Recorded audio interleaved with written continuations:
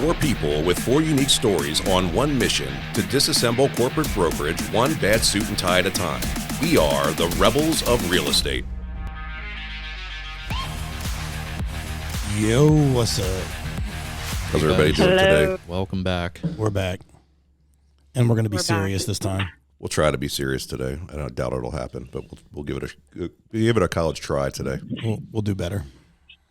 Well, let's do more than topics. just a college try. Serious topic today. Let's do it. Yeah. So today we're going to do mental health. We're going to talk about mental health because May is Mental Health Month. And I think this is actually a good topic for us to talk about for a couple of reasons. It's going to be May. Yeah. First, obviously, our mental health is important as our physical and spiritual health. Secondly, men are less likely to talk about their mental health. And considering this is a group of three dudes and me, kind of want to debunk that. But I also want to debunk the fact that as a female, I don't do a good job of talking about my own mental health. Mental health matters. And I think, too, just like the position that the four of us are in and being leaders in a company, I can tell you from my experience, I've never worked in a company where leaders at the top are talking about their own mental health. So let's change that. Let's do it. What do you guys think? I'm with you, Lisa. I think it's super important, for all leadership teams or just people in general. I feel like if you don't have your mental health together, everything else doesn't really matter. I think it's like the basis for everything that you do, in life, career, family, etc. So I'm all for it. Let's start it off. Awesome. Mental health matters. It does. So for you guys, and I kind of just alluded to the fact that for me, like, this is not a topic that I like to discuss, but how do you feel about talking about mental health? Is it hard for you all to talk about? You want me to go? I think for me, I think it's gotten easier over the years. I think there's less stigma related to mental health in general, which I think is a good thing. I think more people need to talk about mental health because, believe it or not, I think we all have issues, mental health issues that arise throughout our lives. And I think, it's been so kind of stigmatized over the years. People just don't want to talk about it because maybe they're uncomfortable, to discuss what's going on in their lives, their own problems. Everybody always wants to show the positives in their life and not talk about the negatives. But, to move your mental health forward and feel better in general about yourself and become more positive overall in life, you have to talk about also, the negatives. And, that's part of, at least for me, the healing process or the therapy process of, bouncing off, what I'm going through with somebody else to be relating to somebody else that might be going through the same things or have gone through the same things in the past, to get their experience, et cetera. So, I think, for me, it is super important. You have to be in check, if you're going to do things positive in your life, career, and family. It's very important to the homeostasis of all of that. Wow. The Nice homeostasis. choice of words. Nice choice of words. Yeah. Nice clothes, Adam. Oh, thanks. What about you two, Corey? For me, I don't even know where to begin, but mental health for me is, it's real. It's a real topic. And I know, a lot of people don't want to talk about it. I say for guys, we don't want to talk about it. We want to be the tough guy, the cool guy, and answer everything. And, I'm speaking for myself as I say this, in anger, something that and anger really can come out in, it's actually hurt or sad, or as a dude, I always come out and angry. I'm pissed. This person did this, but it comes down to you've been hurt. Somebody hurt your feelings. We respond that way. And that's I'm speaking for myself as I say this. So I think that it's an awesome topic. I'm not afraid to talk about my stuff anymore. There was years that I wouldn't. And I think honestly, going through with my past, going through like AA and NA, and even that kind of the recovery cycle or process, it kind of teaches you to have to look at yourself. And I think that's important. Now, am I good at it all the time? No. Like I said, I posted the other day, I'm a work in progress. I'm trying. So, yeah. Word. Yeah. Robert? So I'm not afraid to talk about mental health. However, I don't think I initiate the conversation enough. I think I do a bad job of recognizing mental health issues in people that I'm close to. I think we need to do a better job as a whole of that. I know I can do a better job. I think that, you have friends or you have loved ones or you have people that that are going through some mental health things, and you disregard that. And instead of trying to dig a little deeper and see what's going on, you're just like, fuck you, So I know, like, that's probably what I need to get better at, and probably just, like I said, initiating the conversation. I don't think anybody really initiates mental health. I think people are like, how are you today? And everybody's like, yeah, I'm good. And knowing damn well that you were ready to jump off a cliff 5 minutes before that and you had like the worst day ever, you're still like, no, I'm good. Like, I think we need to normalize being like, I'm terrible. That's the canned answer. Yeah. The like, easy answer. It's great. And then, but that somebody that's asking you that question, how are you? Do they really want the answer? No. No, it's just what you say to somebody. Do they really want to hear what's really going on with you? Well, and sometimes people are afraid to put that on somebody else too, That's true. because then you have to kind of elaborate and, give up some of that burden to that other person. Like Adam, I think we've asked you what's going on, and you're quiet. Totally disregard it. You're completely quiet. You're the most guarded person I think I've ever met. Yeah, and I think, honestly, I mean, I think a lot of that too is how you're raised in your environment, and your habits. It's difficult to break those habits, in my opinion, especially if you're a guarded, introvert, don't want to discuss your feelings, and that can have negative consequences in your relationship. And I think it's difficult to change those. But again, if you can put a plan in place and work towards doing different habits, you get better at that. Yeah. I think sometimes the problem is that, like, who's normal enough to really be the person that's the voice of reason, right? Yeah, like, if you have two people that are both going through some crap, or you're going through something, and it's like, who's going to be the one that's stable, right? So it's like you initialize that conversation, and then you talk about your junk, and then they hit you back with more stuff that they're going through than you, and then you feel bad because you told them that you're going through stuff, even though what you're going through is trivial compared to them. Is like, But I think it makes you realize that everybody has problems. The person that you think is the best person that you've ever met or seen, or, I remember looking at somebody and kind of idolizing them and thinking, oh, they have their shit together, and come to find out that they were more of a wreck in their life than I've ever been. All the time, man. So a lot of times it's that facade that people put on, that everything is good. In reality, it's not. I think that's what I like in people, when people are like, no, things aren't great. And they're able to keep it real. But what you said was, it's two people sharing their shit, And I don't think there's anything wrong with that, personally. No. So. Yeah, I think I don't know. What about you, Lisa? Where are you at? Yeah. So I'm going to go back to what, like, Adam was saying a minute ago, and, like, not being a burden. And so for me, like, I'm not the girl who's always like, I'm going to go to therapy. I'm the one who's always worried about being the burden to somebody. So it's a bad habit to have, right? It's not a good place to be. So I think it's important, and I've always stressed, like, with Alyssa and, like, my family, like, it's okay to go to therapy. It's okay to have somebody that's outside perspective to talk to. But I'm the one who doesn't want to be the burden, which sucks. So Maybe it's time to change that. Yeah, but it's, to add what Adam was saying, it comes from just, like, a place where I grew up, and, like, the responsibilities that were on me as a kid, right? And there was always I live by that theory. Somebody always says it works, which is a good thing and a bad thing, right?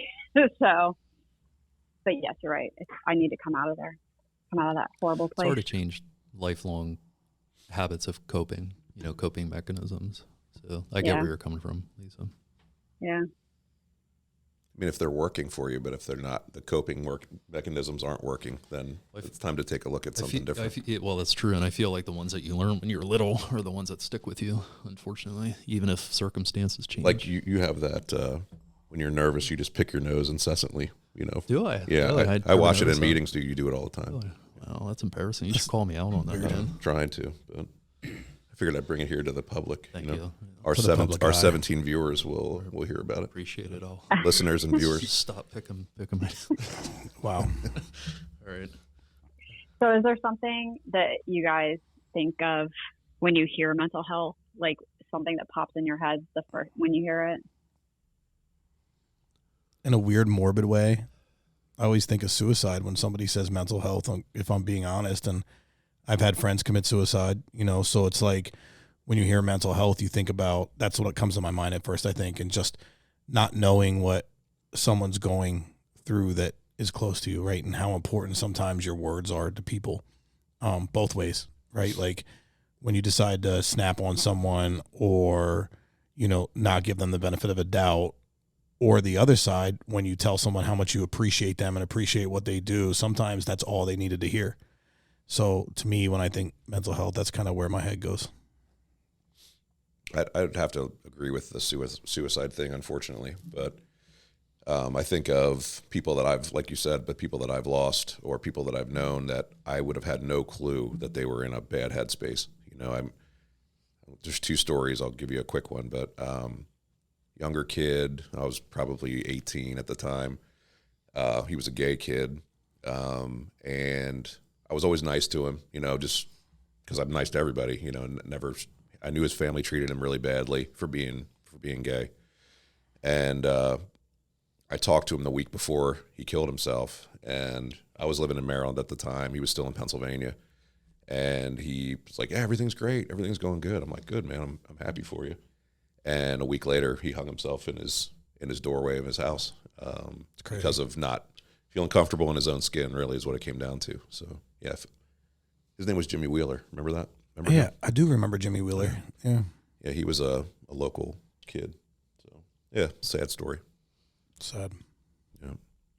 I think of a few different things, I guess, just because kind of my background is in the medical field as a nurse. So I've done clinical rotations in mental health, and you see, when we're talking about mental health here, we're talking about, kind of the simple things to improve, your overall well-being, physical fitness and stuff. But, that goes a lot deeper. There are, real diagnoses and medical mental health conditions out there that just simply, you can't change or fix on your own without serious interventions or, medication interventions. And I feel, it's a sad kind of, it's a sad state when you see people like that struggle all their life, and it's totally out of their control. And it's, it's got to be frustrating to deal with that day in and day out. And, a lot of times people get on these medications and, it improves them to society per se, but they don't feel themselves, or they're, tired all the time, and it's not fun to take, and then they stop taking the medication and then they're back to the cycle.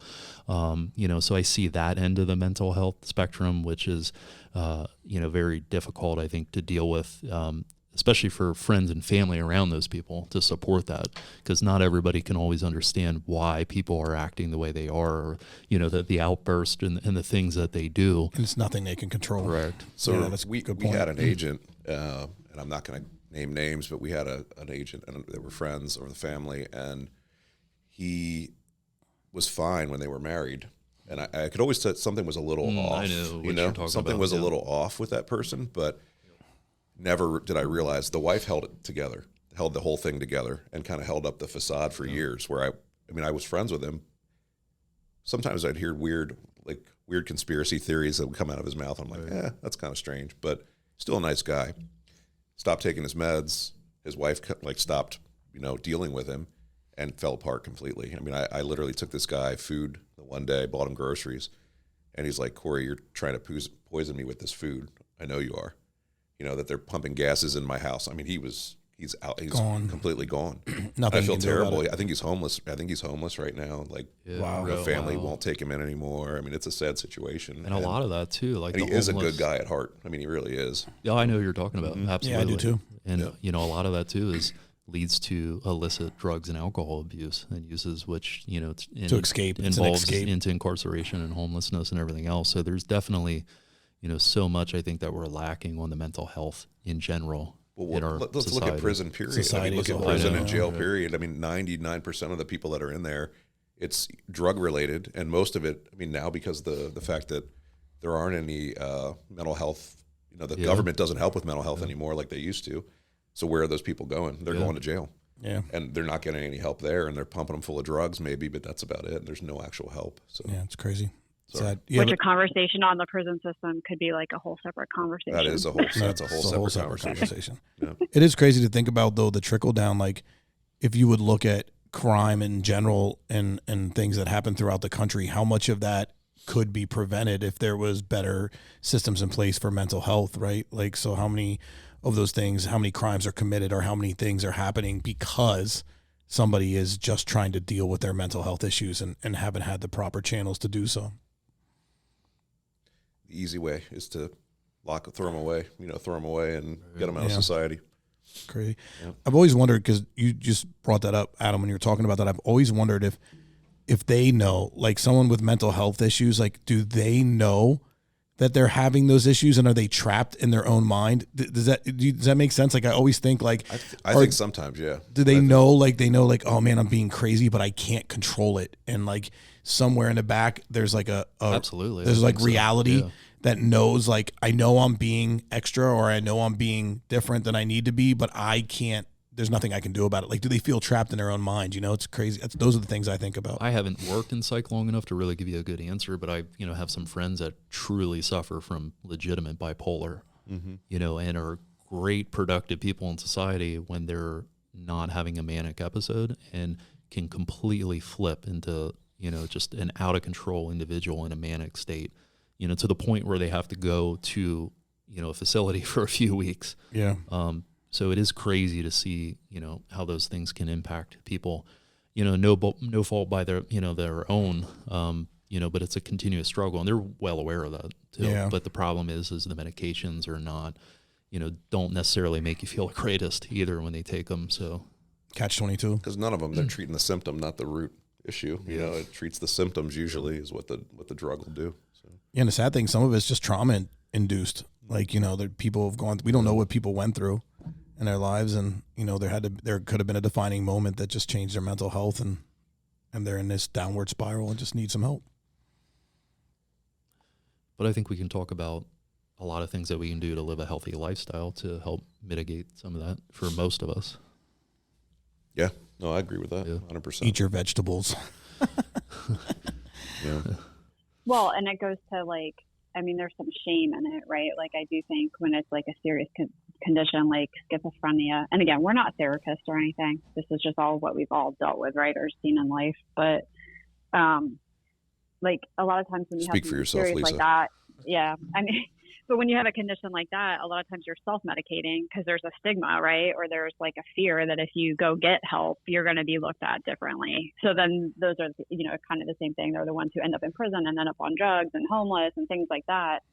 But then there's also the side of it where it's like, there's an accountability piece. People might hate hearing that, but like, I think of something like ADHD, and because you guys have ADHD, so it's like when you're diagnosed with something like ADHD. It's horrible. But like when you get diagnosed with a condition like that, where it's, some people need medication, some need, coping mechanisms or resources to help them. So there's like an accountability component too, right? Like we have to take on to say, okay, I know I have this condition. What can I do to make my life easier, right? So I'm speaking for myself, but I'm sure that the guy that's looking at me right now will agree to this. But with ADHD, not ADHD, we have every good intention to use those tools, and we'll use them for 13 minutes, or 3 months, or not 3 months. We'll use them for a week. We'll use them for a week, and then it's gone. And that's the biggest, most frustrating thing for me is like I want to do the right thing, and that procrastination will creep in, and I'm overwhelmed because I have 60 things to do, and I don't do any of them. That is one of the toughest things I'm just speaking about ADHD now, but that's one of the biggest issues for me to overcome that hurdle. And sometimes I'll do well, sometimes I will.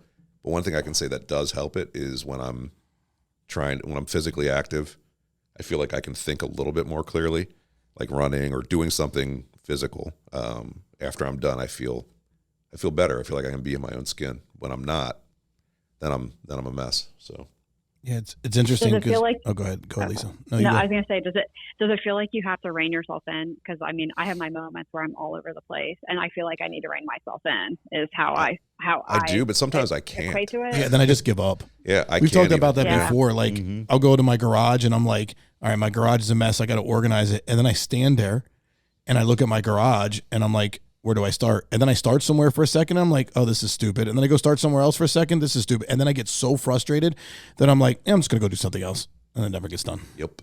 Yeah. Sometimes what I do when I feel overwhelmed, when I have a lot of tasks to do, is I try and just focus on one at a time and start taking down that wall little bit by little bit.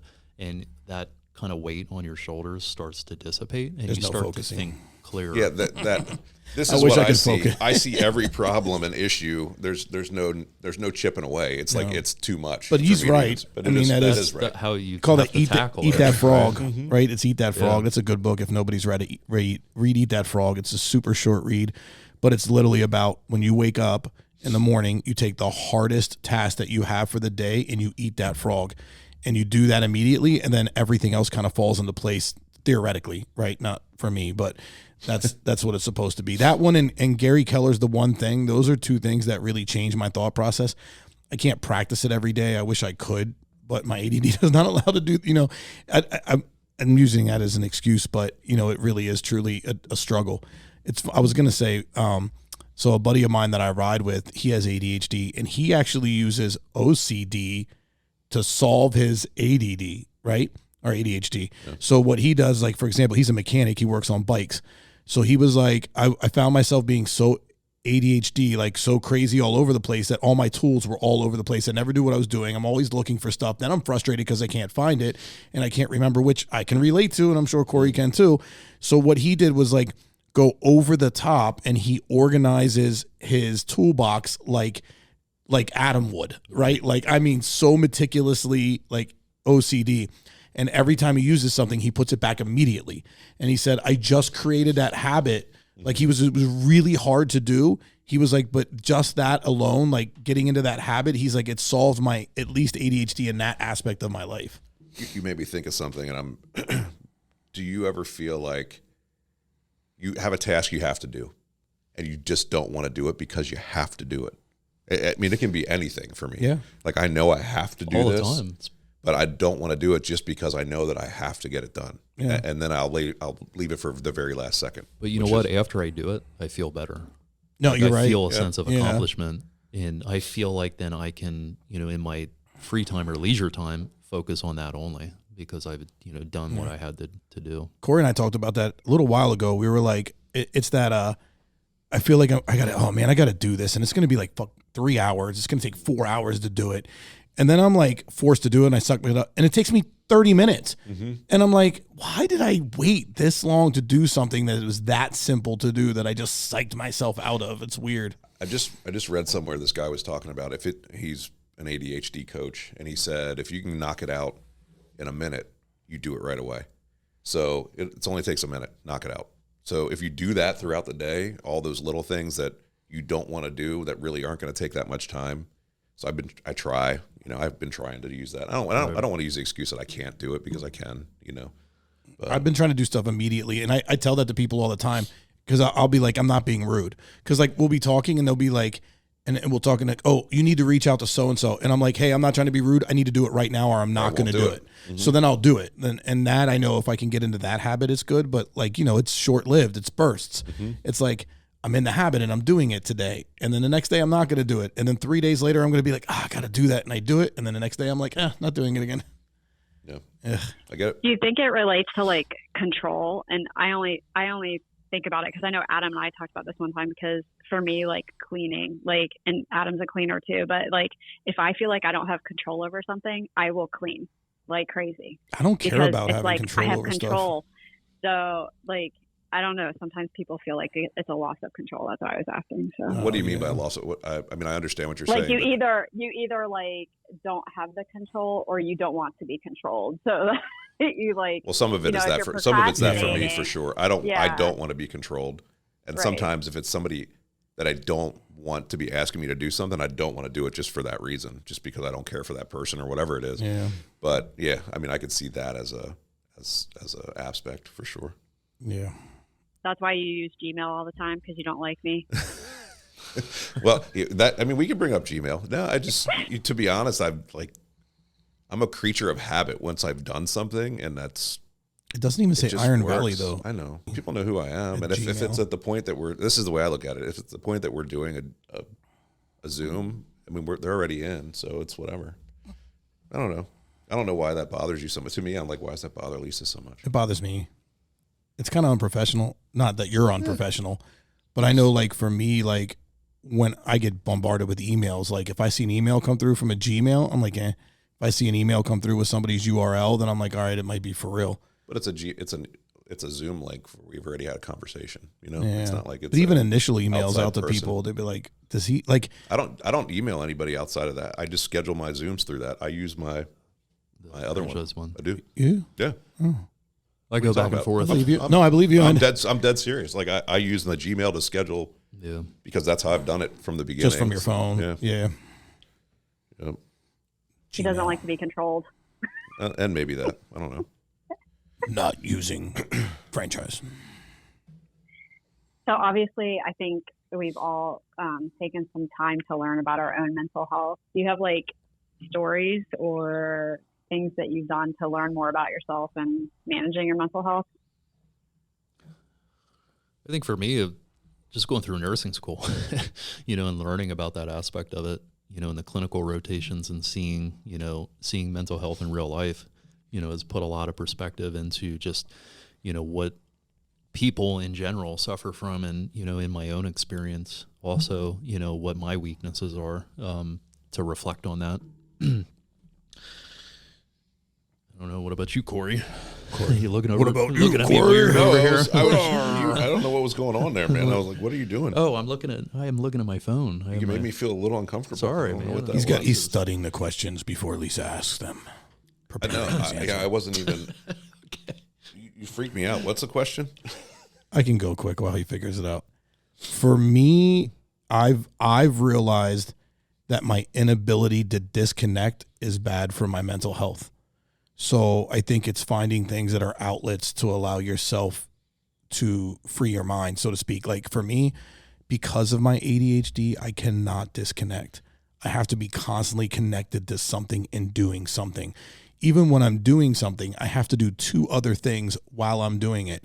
And it creates a situation where people I care about feel like I don't care about them because I'm not paying attention to them like I should. And B, it does not allow me to relax. And I just had this conversation with Ashley the other day. She's like, you need to learn to relax. And I said, that's cool. I'm 44 years old. And I said, I can't. So for me, what I recognize is, believe it or not, my motorcycle is what keeps my mental health sane. If it wasn't for me riding, I would not be okay. Right? Like when I'm on my bike, I can't answer my phone. I can't scroll on Facebook. I can't scroll on Instagram. I can't text anyone. It's just me in the road, and it forces me to disconnect.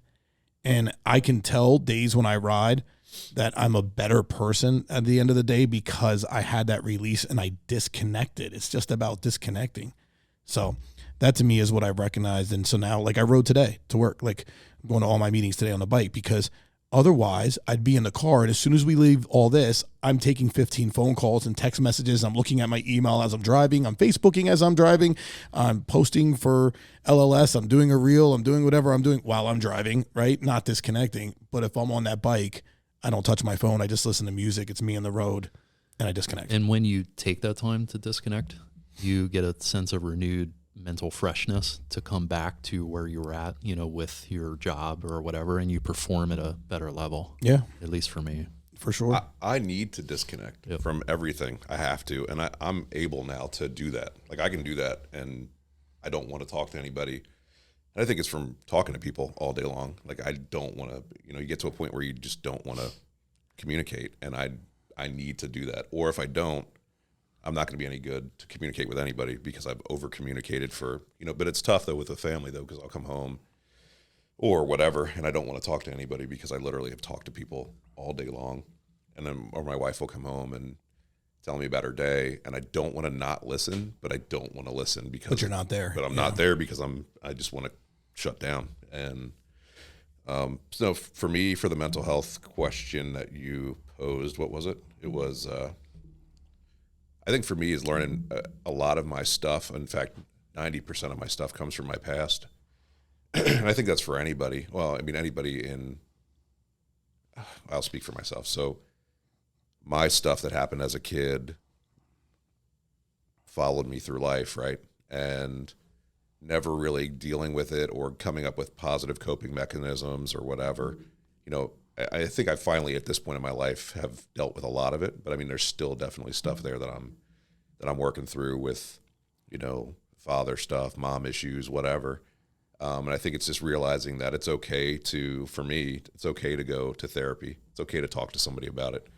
It doesn't make you less of a man to be upset or whatever. You know, in my 40s, that's changed a lot for me. But being able to recognize those issues and trying to get better, you know, at least trying to work through that stuff.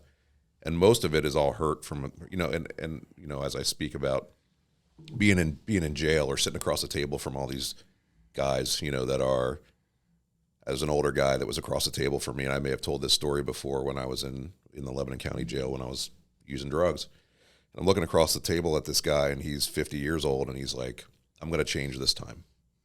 And I was like, damn. I was like, we're all in here because we're all misfits, and we all had shitty childhoods, and we all had issues that we never got to deal with. So now we're adult children because we never dealt with those issues. And that guy is me, unless I change now. So I was 25, and something clicked for me at that moment. But that's a work in progress, man. I mean, I'm 46, and I'm still working through that stuff. So I think as long as we're moving in the right direction and trying, there's no shame in it. So if you need therapy, go get it because it's helpful. Yeah. I mean, I think it's a process if you think about it too. And I, as you get older, and this might be more of the scientific side of things, but I know you think of an abusive relationship. If you're in an abusive relationship and you go outside of that relationship, you don't maybe recognize how bad it was until you leave, right? Or any relationship, you know, like, oh, but I think for me, it's just, I've always tried to recognize, like, as I've gotten older, you start recognizing things that you didn't recognize before. And you're like, oh, well, that may explain this, you know, it could have been, you know, 30 years later, but I guess as you mature mentally, right, and emotionally, you have to look at it that way. But it really all comes down to that person's perception. You know, at the end of the day, if they think it's worth, if it bothers them, even you can be outside and see it in other people. I mean, I can see it in everybody else around me. I don't see it in myself, and I'm sure everybody sees it in me, but I don't see. You know what I'm saying? So it really comes down to that perception or perspective too. So yeah. What's the next one, Lisa? So, what are your triggers? What are the things that trigger you and impact your health, mental health? I'll go first. You know what triggers me? It's a hot topic. Religion triggers me, so I steer away from it. Like, that messes with my mental health, and it's because of, and I'm sure a lot of people don't want to hear this, but just because growing up and seeing the hypocrisy in a church situation. So I have a hard time with religion. It's a trigger for me for sure, and my mental health. So I stay away. I choose spirituality over religion. So. My trigger is conflict because I steer towards conflict. So I think that I try to avoid it. It's in a weird way. I don't know if that makes sense. Like, people that want to argue or whatever, I'd much rather sometimes I try to learn to shut down, which probably isn't the answer either. But I know that, like, I have a breaking point so that if I continue to go down that direction, I'm going to go down a dark hole. Just because that is me. Like, I think I grew up in an environment where violence was the answer. And I still have that in me sometimes, like, where if I'm in a conflict, the only resolution for me at the end of that is that I'm going to snap. And so that instead of dealing with that, I shut down and I'm like, there's no conflict. I don't want to deal with it. I'm just done. So, like, I don't think I handle that correctly, but I also recognize the trigger. Like, and it's not like normal conflict. I don't mean like a normal like debate or something, like, you know, like I mean more like in a relationship status or something like that, or like, you know, somebody really pushing you like on purpose. Like, you know how people push to try to get you to react? Like, that's a trigger for me. And where I used to be really reactive, like as soon, and I didn't catch that somebody was trying to bait me into that, I'd be reactive, and it was always a really bad reaction. And to where now I'm like, oh, you're trying to bait me into that. I see what you're doing. I just need to stop. So I recognize it as a trigger, and I kind of shut down right away. That might not be the best way to do it. I'd probably be better off if I was like, if I learned to be calm and just talk my way through it. But I just found that it's just better to be like, all right, I'm done. I'm just going to shut up now. Bye. I always find like stuff like that fascinates me because it's both sides then, because that person's almost manipulating you in a sense, right? So, well, people recognize that. People see that, and then they'll push. But then, but it's also that person obviously has a trigger that they want to manipulate you. Kids do that, right? That's like remember when we were all kids, right? And my mom used to always teach me, or tell me, and I never really listened to her. But like, kids would mess with you if you reacted. Mm-hmm. Remember that? Like, bullies only bully people that react, right? Well, I could fight when I was a kid. I fought, so like it was like, oh, you're going to pick on me, but they're messing with me because they know they're going to get a reaction out of me, right? And I wish I would have learned just to shut up and not like, oh, you're stupid, keep it moving, you know? But people only mess with people that they can see they can get a reaction out of you. So I think it's trying to be that person that's not reactive, not being so reactive. And people will bait you into that in all aspects of life, like business too. They're going to try to get you to react so they can make you look like the bad person, right? I think bad people do that to people. They're like, let me get you past that point so that you look like an asshole, so that I'm not the asshole anymore, and then you look like the idiot. Like they bait you into that. So I'm trying to get better about not being that person, being so reactive. You want me to go? I'm still reactive at times. I think my biggest trigger is if I feel current trigger, if I feel that someone is either trying to take advantage of me is one way, or trying to belittle me, even if they're not. I sometimes fall into that, and then I snap, and I sound like sometimes I sound like a complete asshole. So, angry black man, Corey. Yeah, I can get that, and I don't like to be that guy at all. I hate that. In fact, that's the thing I hate the most about myself. But you've been doing a lot better though, man. Yeah, I also came from a place similar to you that you have to get to that point. You have to go there because that's where I had to go. I would say probably the last like year and a half you've been like, you used to be really bad about that. Like even with just agents in general, like, but I don't feel like recognize it though. And like, I don't feel like you do that anymore. I recognize really. it. I'm trying. Nobody's perfect, but no, we all have our moments. I think also like family stuff can trigger me. I'm talking about past. I mean, I have issues with my whole family. I mean, we've always had issues. So I think that can put me in a bad headspace, you know, for a lot of reasons, like Mother's Day. I mean, that should be a day that you're, you know, and that bothered me. So there's issues like that those are definitely triggers for me, but you know, I'm trying to work through it, and that's all we can do is try to be the better version than we were last year. Try to keep getting better. So yeah, recognize those are the first step though.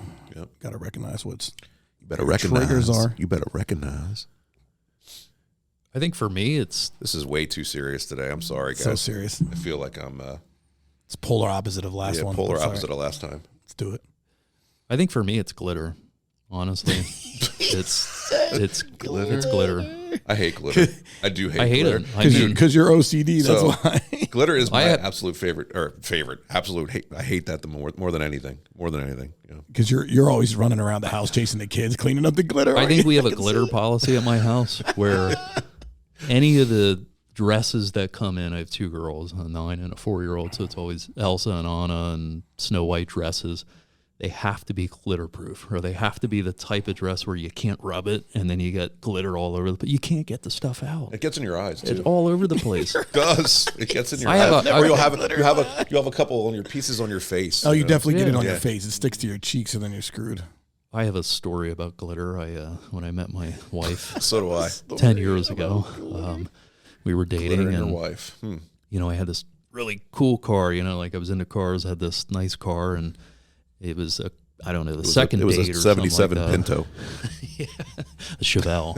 And I think Volkswagen GTI. she had glitter on or something, but when she got out of the car, it was all over the car, and I don't know. I spent probably a good 2 hours cleaning it out, getting the glitter out of the seats. Yeah, it was very stressful, bothersome. So my hate for glitter comes from raves. Oh, yeah. Because all the girls would have glitter all over them, and sometimes people would come up and like throw glitter in the air, and it would be in your. That's what I was talking about, getting it in your eyes. I hate glitter. Fun. Yeah. Hate glitter. It's funny because you said that. So some guys I ride with, St. Patty's Day, their big thing is the one guy we ride with, he has green glitter with him everywhere, right? And so, a lot of people use St. Patty's Day to be promiscuous and be the opposite of what you normally are, because you can do that in public and it's normal. So, right. So all any girl that has their boobs out that are partying, right. He throws glitter on them. Right. And they eat it up. They think it's the best thing ever.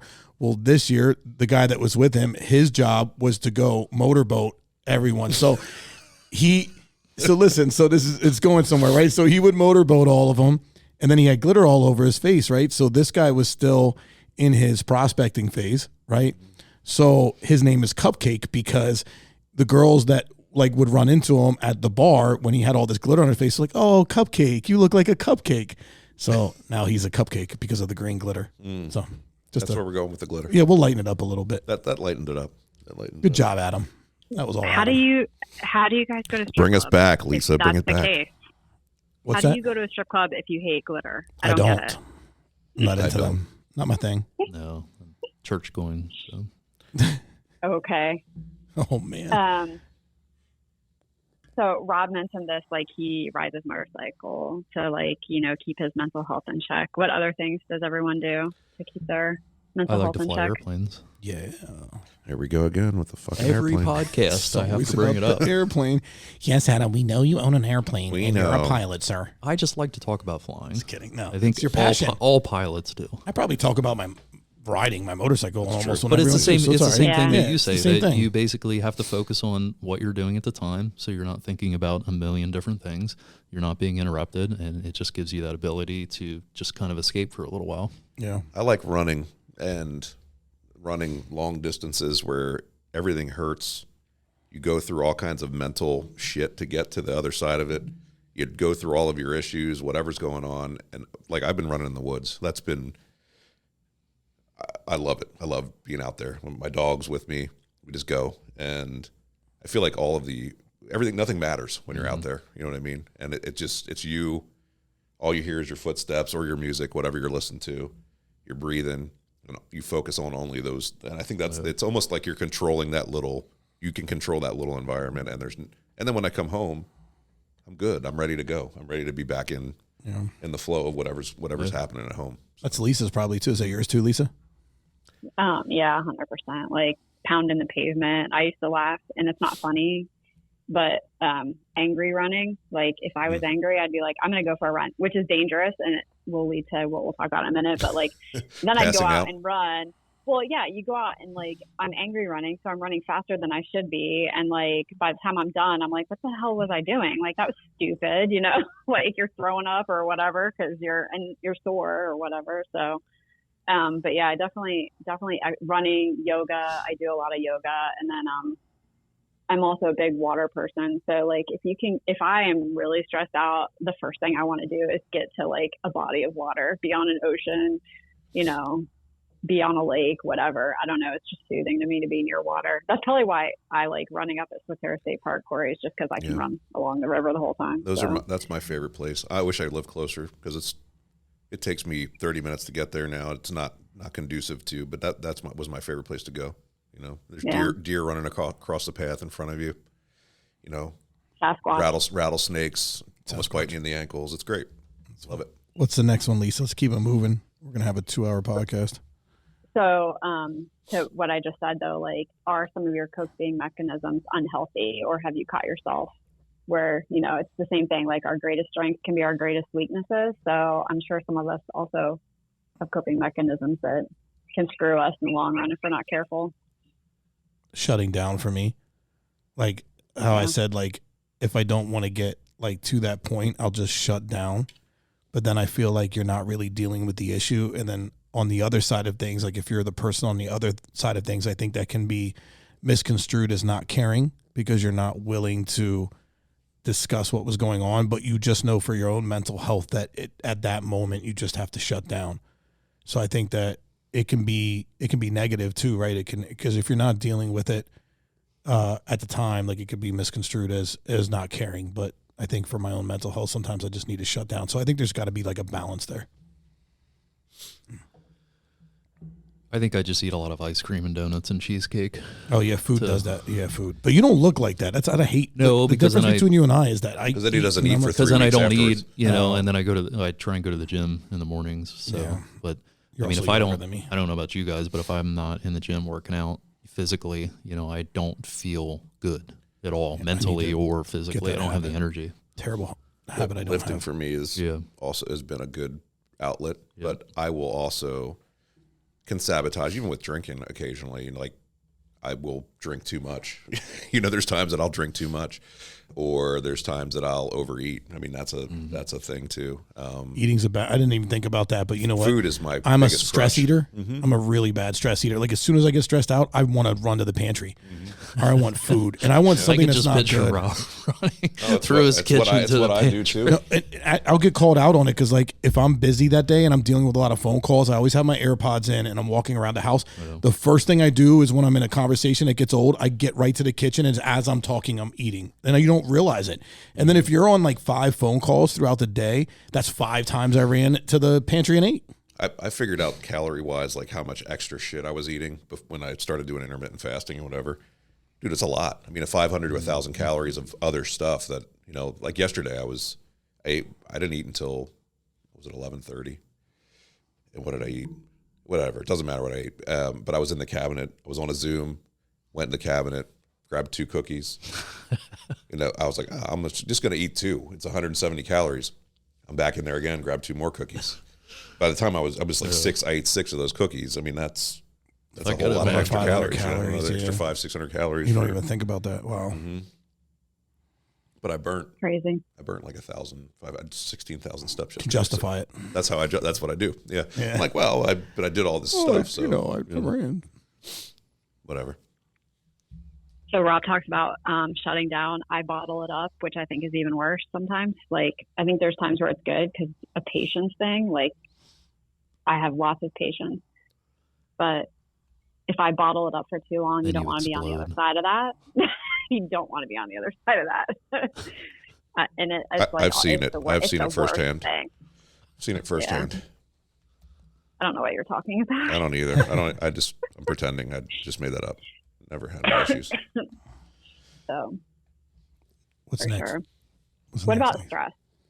I mean, we mentioned stress a little bit, but I honestly think stress is such a big part of mental health, and the world is just, I feel like stress has just become consuming people anymore. So how do you manage your stress? What creates stress in your life? You know, do you bring it on yourself? I bring it on myself for sure. The news will add stress to my life. That's why I don't ever, and this is maybe bad, but I don't ever watch the news, ever. I have no clue what's going on in the world, which I know for some people would be like, well, why would you not want to know what's happening? It's all bullshit. It's all, for me, all it does is divide, makes us hate each other, makes us worry about what's coming. I'd rather live right now in the moment and try to be positive as I can be, and try to do the things that I know that I need to do right now. And when I allow that stuff in my head, then I'm on that, you know what I mean? You're allowing all that negativity. So I try to stay away from that. But stress for me is, it makes me eat. It makes me freak out. It makes, whatever. So yeah. But that's how I deal with it. But not watching the news is the biggest one. Yeah, I think we've been talking about stress the whole time, kind of like, because that's hand in all hand the with same. mental health, right? Stress. So, yeah, whatever. I just think. I think Rob's stressed right now. I'm stressed. Yeah. I don't know. To me, it's just there's there's so much stress in our lives anymore. Like you think back, well, I can't think back that long ago because I'm not that old, but I'm sure everyone had different stressors when they were, at different periods in time. So, worrying about putting food on your table is a stress for people, Yeah. Even today, it may look different today than it did 50 or 60 or 70 years ago, but just never know what everyone's going through. I think social media has added a ton of stress to people's lives. For sure. I can just say for my kids, like watching everybody feels like they have to be that, look like that, and I try to tell them none of that is real. It's all fake. It's all staged for that moment. So the reality of it is none of it. But it's hard when you're a kid, and that's what you're seeing, and you're being forced to, conform to what everybody's doing. I couldn't imagine being a kid now. That would suck. No. With the social media Talk stuff. about that all the time. I mean, it's when tough we to be a went kid. through high school and middle school, It was tough enough for us. It was tough enough, but it was confined to at school, or like in your small sphere of friends. But can you imagine like the social media part of it being out there to everybody in the world? You're constantly connected. Both of my kids are really good about it. Yeah. They don't do anything. Like they don't post. They're not like focused on that. They don't do they don't care, which is kind of cool. I mean, they look at social media, which sure it has creates those kind of issues, right? But they're good about not really caring about their persona on social media, I guess. My son was into this weird little thing for a while that he was trying to be famous on TikTok. So he was doing Dad, you have to do it at a certain time, and then you're going to get on everybody's timeline if you do it on TikTok, and you have to do this. And he was trying to do it all the time, and then he was doing this weird thing where he was trying to suck in his cheeks to make his jawline look a little better and trying to get all the ladies to like his TikTok. What's it? Because Keone was doing the same thing. Yeah, what the heck is it? Why? Yeah. Anyway. Yeah. But yeah, so that was it though. But you're right. Social media screws everything up. Even for us, even for adults. Giga Chad. Yeah. He was calling it the Giga Chad face. Yeah, whatever. Yeah. Anyway. Even for us, like the pressure to one up people, like how many people do you see on social media pretending their lives are incredible, right? Like I know I can name one, but I'm not going to say it, but there's a guy that we both know that he literally has to every day prove that he's better than everyone else. Like that's his whole goal in life. Like, and I just think like, what is that like to live with? That you have to think every day you have to go on social media and make a new post about how great you are. Right? Like, why would you do that? Like, I thank God I'm not stuck in that. But, and, there's a lot of people that have to sit back and see that. And they're like, why don't I have this? And why don't I have that? And why didn't I do this? And I'm not accomplished and I'm not successful. And I mean, I'm guilty of that sometimes, but I think my idea of success, well, you just brought up success, but my idea of success now is different than it was even when we started. Like, for me, originally it was, I wanted to make all the money and now and get the stuff. And then you get the stuff and you realize that none of that matters. And then you get to a point where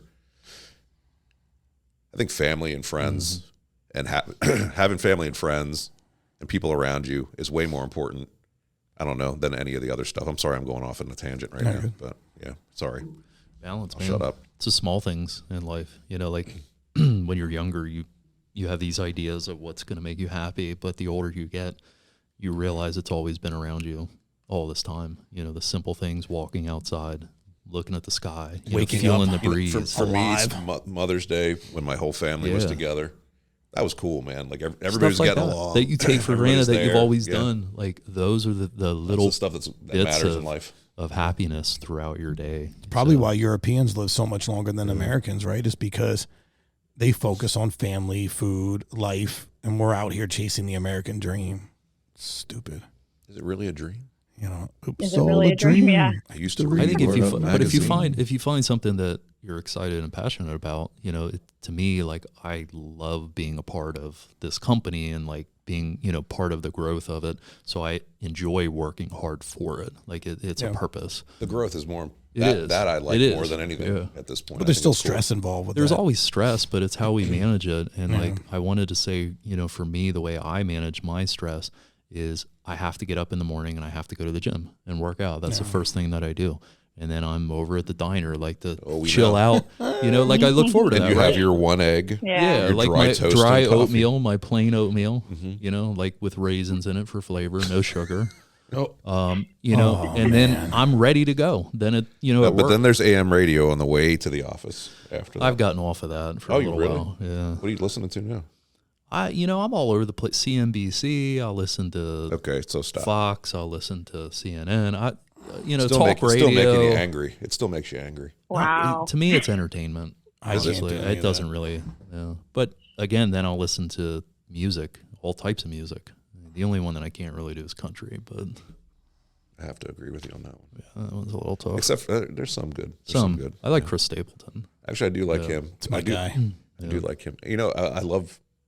This is going to sound weird coming from my mouth, but I hate country music, but I like bluegrass. How does that make any sense? Because that's way more twangy. Bluegrass.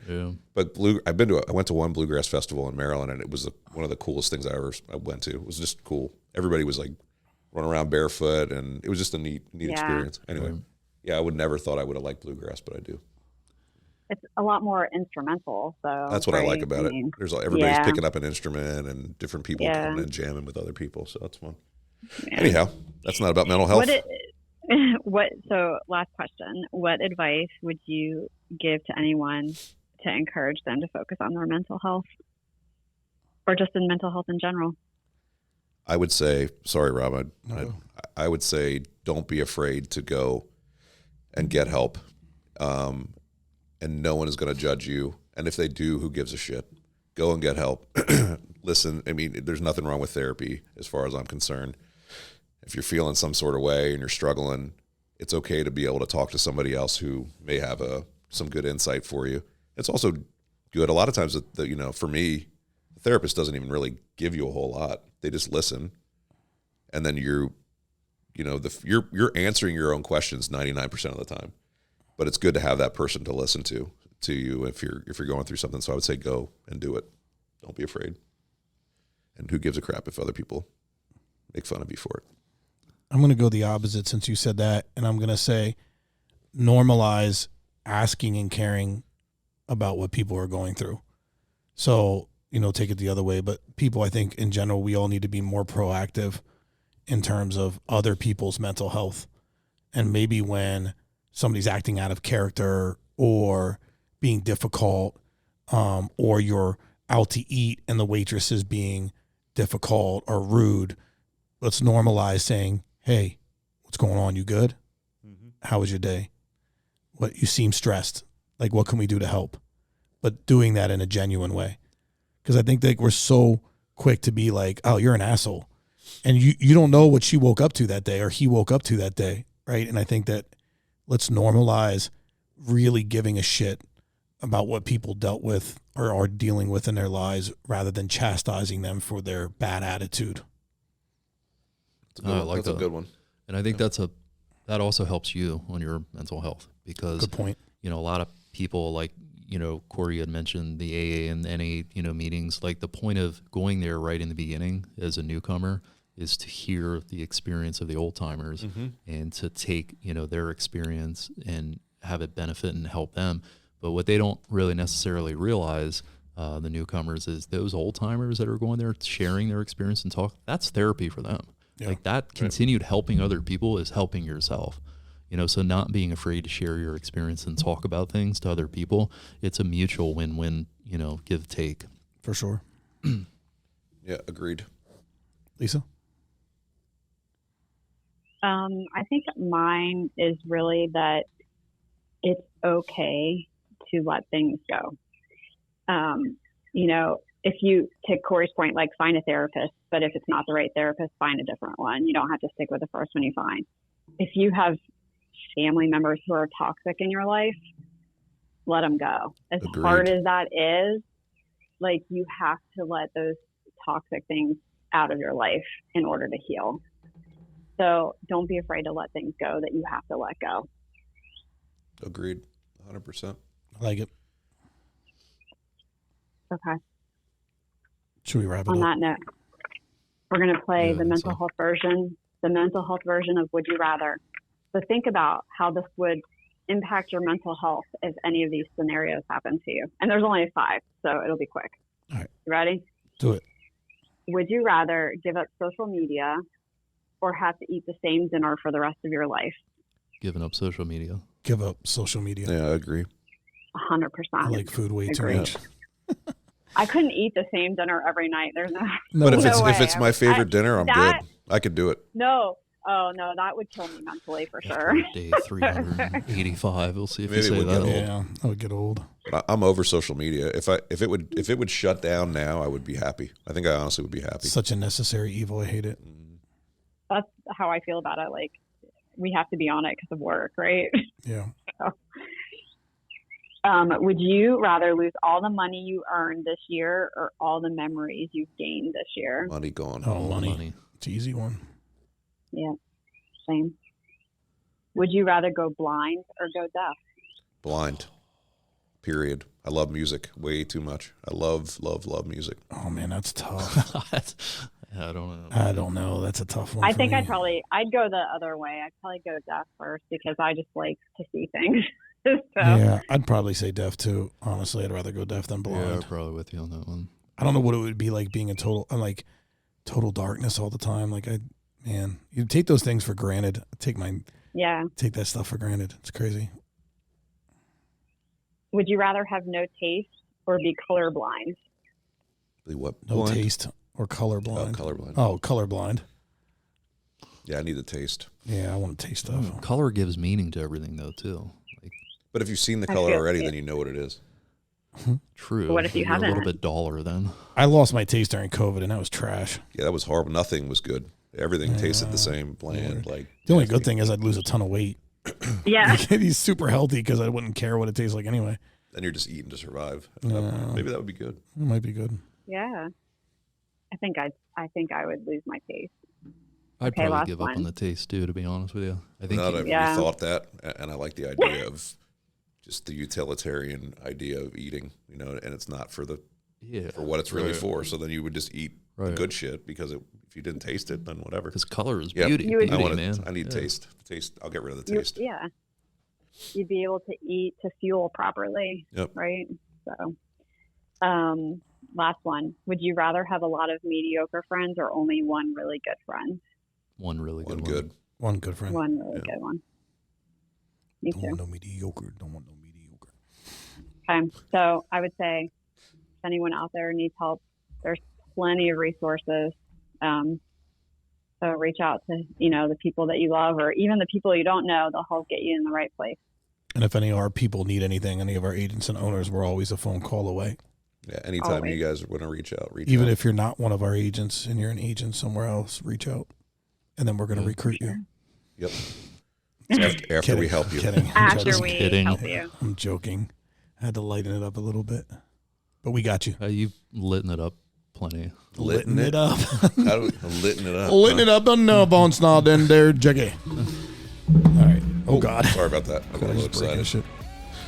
All right. I think we can say bye now. Should we say bye? Bye now. Bye. Bye. Bye. Thank you all Thanks, for everyone. listening. Thank you. Like and share. See ya. Later.